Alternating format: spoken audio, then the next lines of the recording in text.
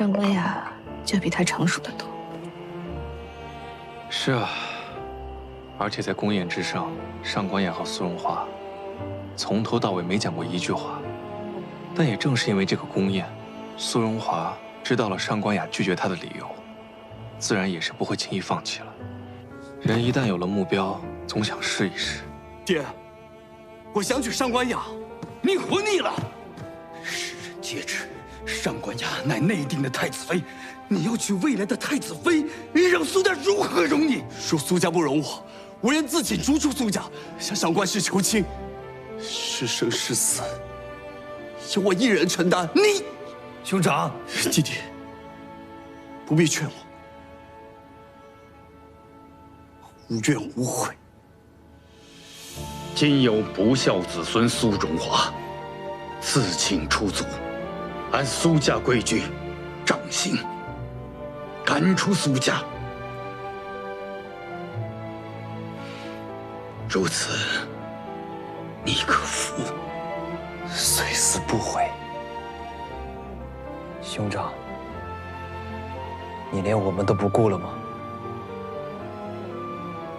还望弟弟成全。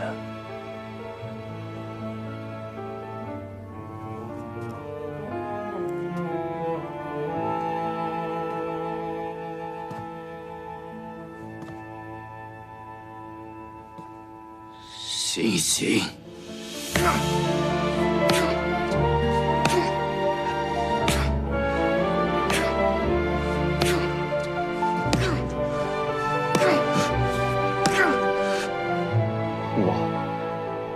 我近来也生过此年，后来呢？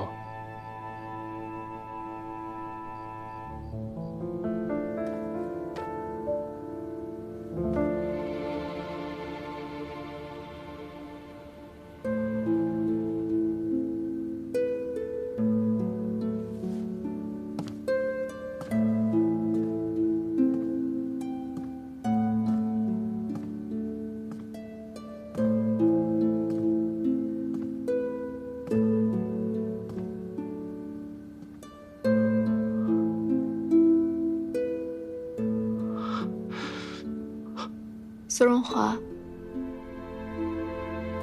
爱情算不得什么，喜欢也算不得什么。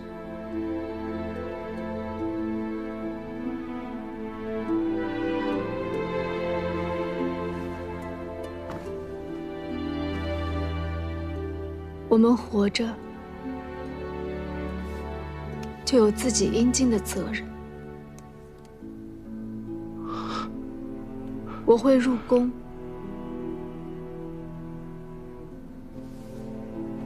会成为太子妃，成为未来的皇后。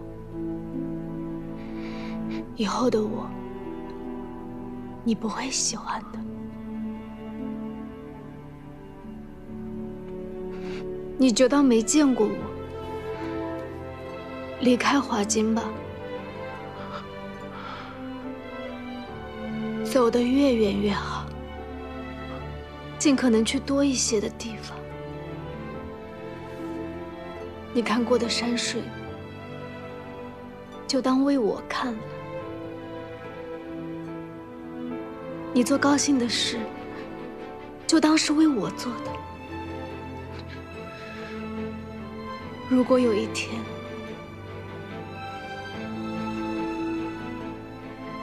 你能遇到一个喜欢的人，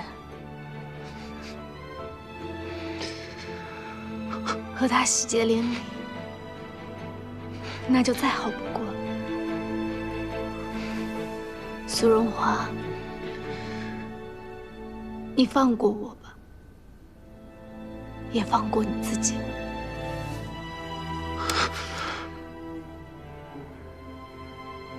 苏荣华，你别逼我了。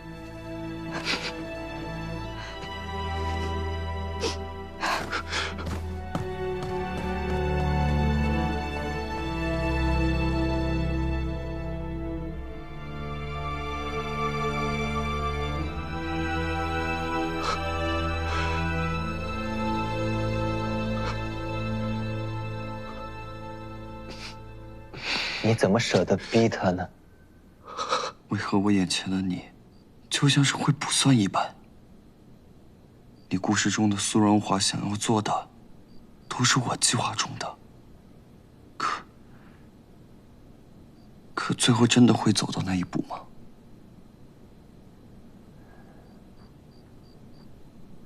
所以你回到家中，父亲看你的样子，还是心软了。这事儿也就这么算了。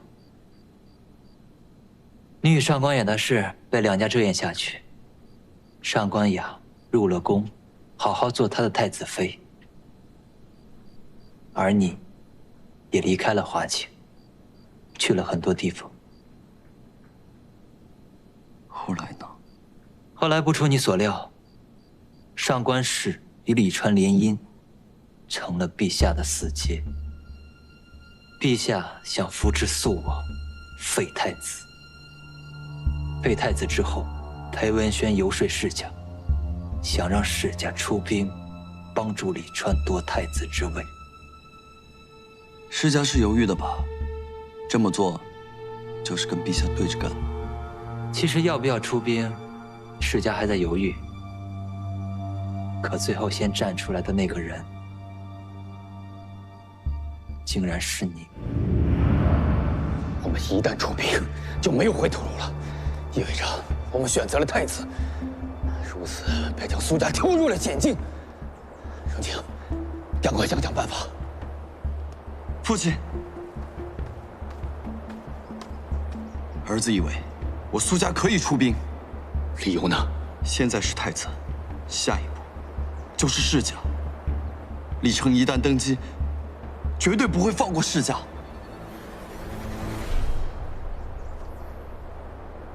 可我深知，多少理由都遮掩不住你内心深处那点不应有的念头。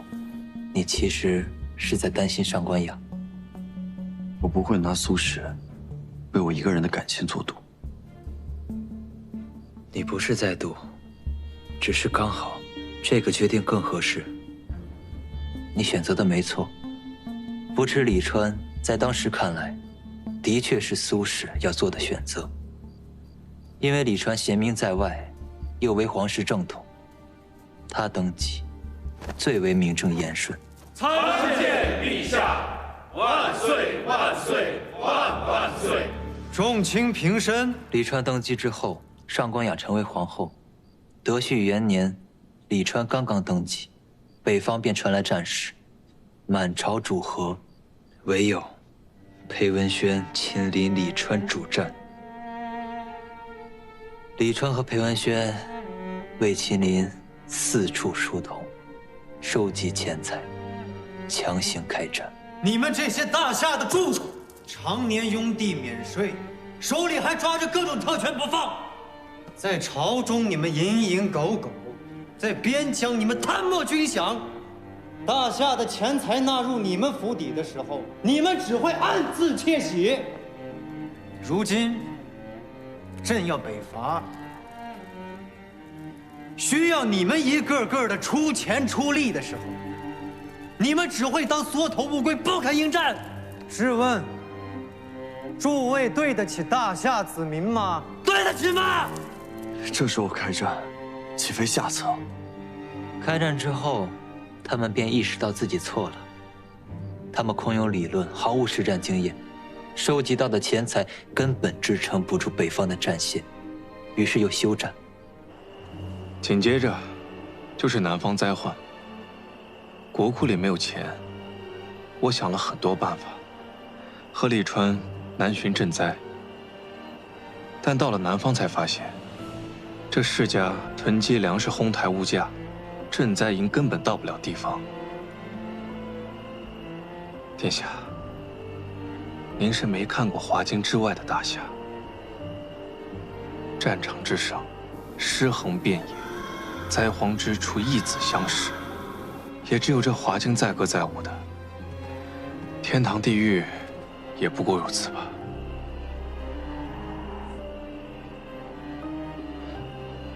不过那时候的我们，的确幼稚又冲动。回去之后，为了拯救南方灾患，便开始制定计划。这时候，李川动了心思，他要做什么？准备改制，以科举为唯一的选官途径，要向世家征税，限制世家田地与奴仆的数量，制定定分制。吏部提拔官员的时候，要按照分数往上提拔。打分之时，世家出身扣10分，寒门出身加10分。命运的齿轮又一次转动，又到了抉择的时刻了。殿下，往事已知，太子还气吗？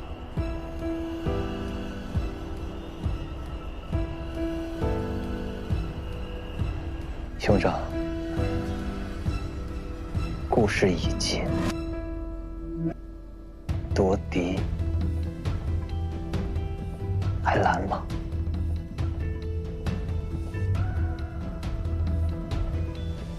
我明白你说的，是，他的确有自己的难处，但不能因为他有难处，就让我谅解他的所有。那若龙过得不好，谁又不是呢？我明白。那明日，我带殿下去看一下太子殿下，然后再把殿下送去找苏荣清吧。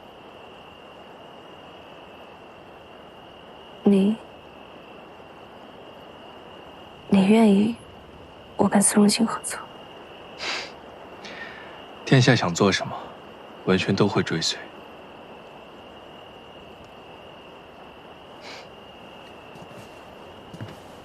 只要殿下能够明白自己到底想要什么，不后悔便是。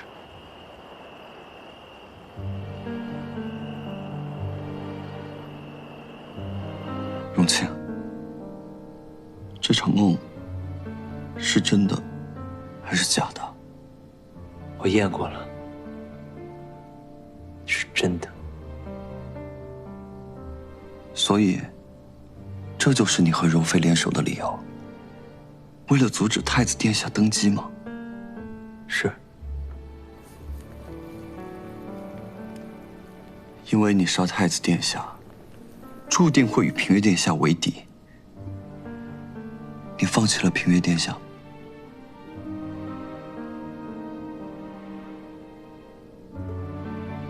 是。不可惜吗？为什么不试着改变啊？改变？兄长，我怎么改变？是我苏氏对不起李川吗？还是我苏氏权势太过？他李川身为君王，空有野心，却无知之极，肆意妄为，莽撞开战，劳民伤财，盲目改制，打压世家，图宠寒门佞臣，不顾大夏子民的死活。他李川做的荒唐事还少吗？他登基时，大夏在册人数9000万余，8年后，仅仅8年，在册人数不足7000万。那2000万人，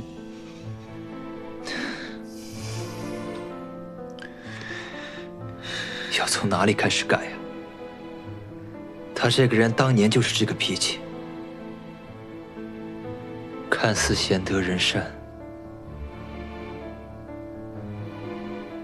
兄长，我是爱平月殿下，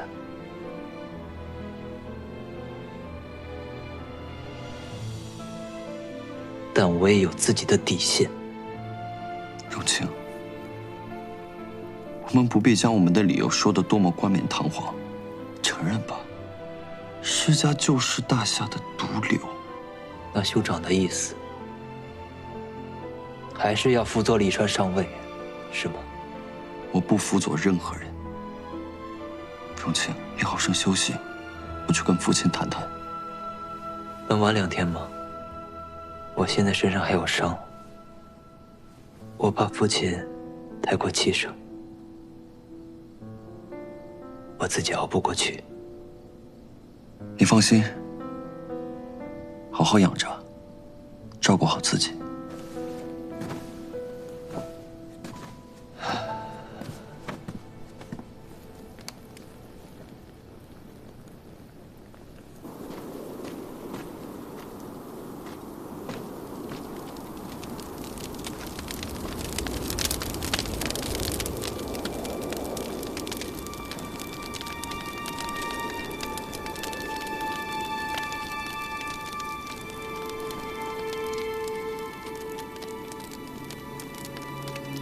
珍珍，哥，你怎么样了？走，我们过来说。好。哥，我从军营逃出来之后，就一直在打探你的下落。他们没有找到你，我就知道你一定没死。让你担心了，因为我身上有伤。就一直在这边藏着。啊，哥，我给你拿了药，用了它之后，你的伤会好得快一些。接下来你有什么打算？我们的根基在西北，必须得重新拿回兵权。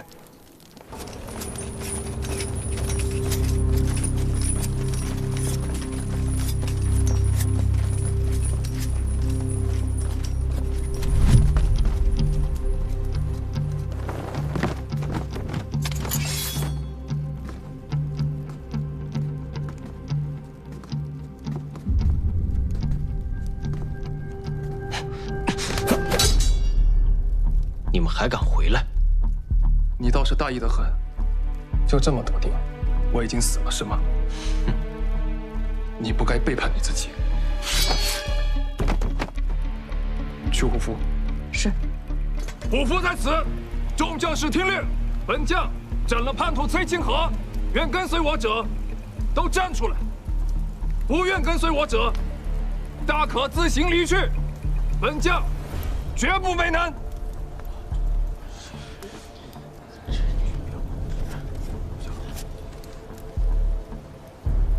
我等平素接受秦将军的诏复提拔，秦将军的为人，我们大家都是知道的。我等愿意追随秦将军。我等愿意追随秦将军。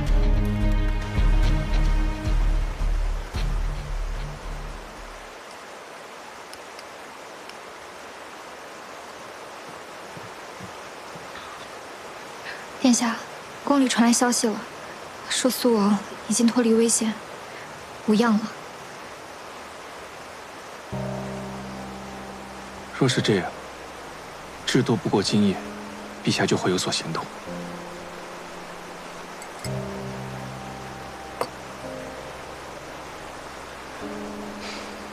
现下要不要去看看太子殿下？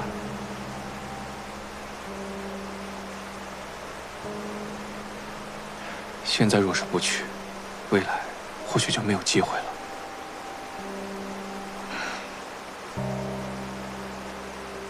你都这么说了，还有的我选吗？苏荣华，苏荣清早就失控了，他早就和柔妃结盟，扶持苏王，利用洪德陷害裴文轩。军饷案、科举案、东西刺杀，他都参与了。他容不下太子殿下登基，而太子现在也已容不下他。原本以为我们两个之间除了陛下，并没有太多的阻碍。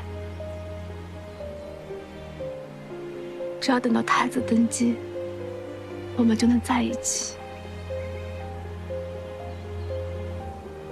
其实你算的没有错，我也是这么算的。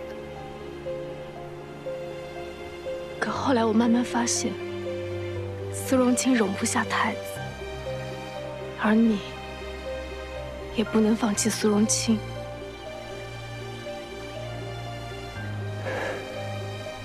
我问过你，愿不愿意当苏家家主？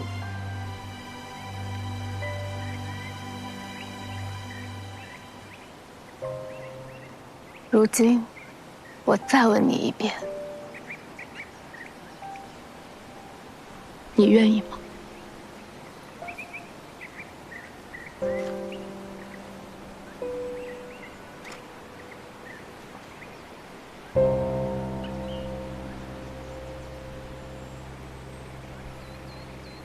你不愿意，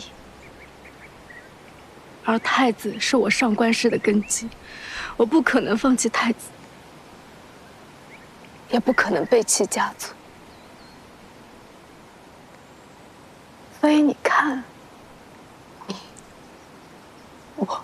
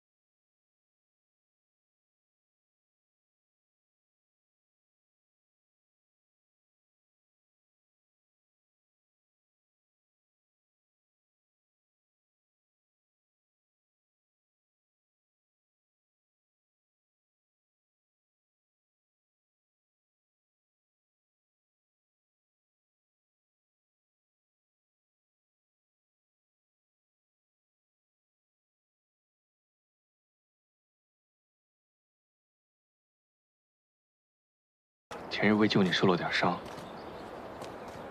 一会儿进去你就当是闲聊，不必紧张。为救我受伤。阿姐来了，快让阿姐进来。裴有轩，殿下，驸马。太子殿下现下受了箭伤，怕公主看了担心，放一个屏风吧。是。裴警长，进去吧。嗯。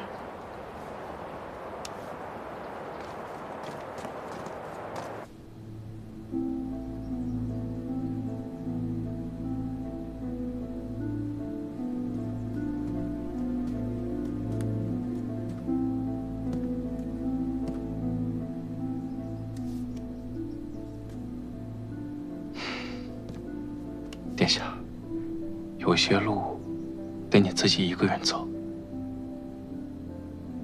我在外面等你。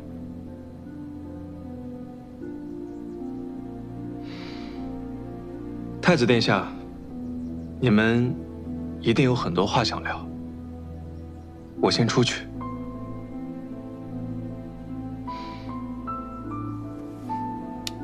莫怕，我在外面。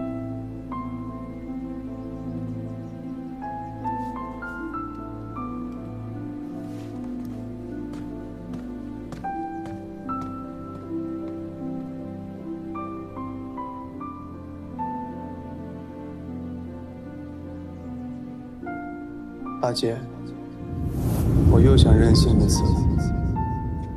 我做了一个梦，梦见真真在太虚等我，我得去找她。近日结交了一位仙友，说可助我修行，早游太虚。你可愿帮我监国？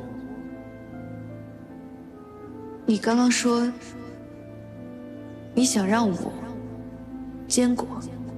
是。孤欲以国相托。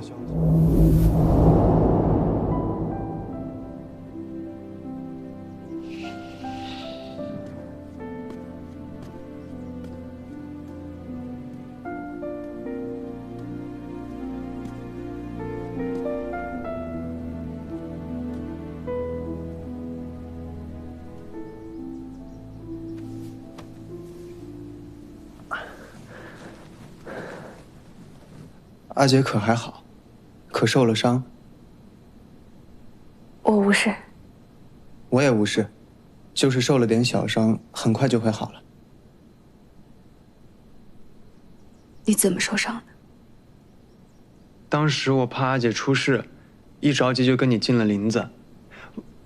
我不是莽撞啊，我心里有数的。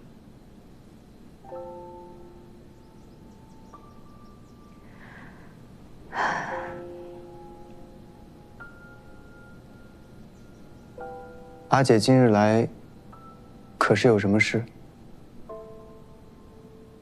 也没什么，就是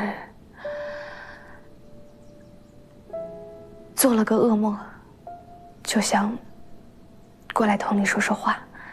见到你没事，我就放心了。阿姐做了什么梦？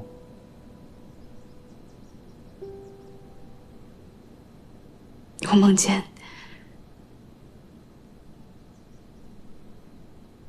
你杀了我。阿姐，怎么可能啊？无论发生什么事情，我都不会伤害你的。要是谁想害你，就得从我李川的尸体上踏过去。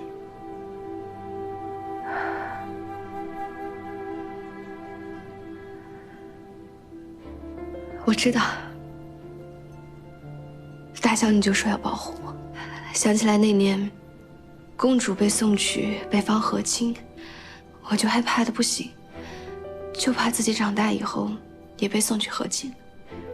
你就跟我说，你说，阿姐，你别担心，待我长大，把敌军一路打进极北苦寒之地，我绝不让和亲这种事落在阿姐头上。阿姐怎么说起小时候的事儿来了？难道是我现在对你不好？没有，就是你受伤救我，让我突然想起小时候你对我好。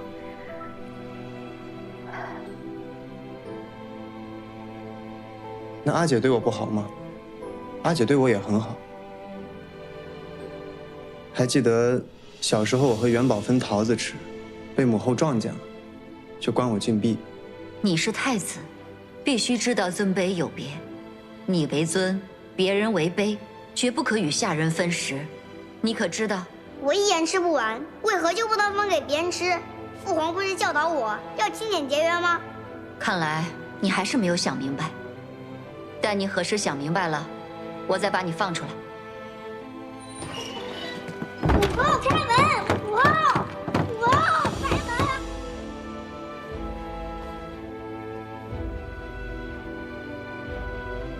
川儿，川儿，川儿，是我。是阿姐吗？阿姐，这里好黑呀。川儿，你别害怕，阿姐会在外面一直陪着你的。川儿，你要害怕的话，把阿姐给你的糖含在嘴里，就不怕了。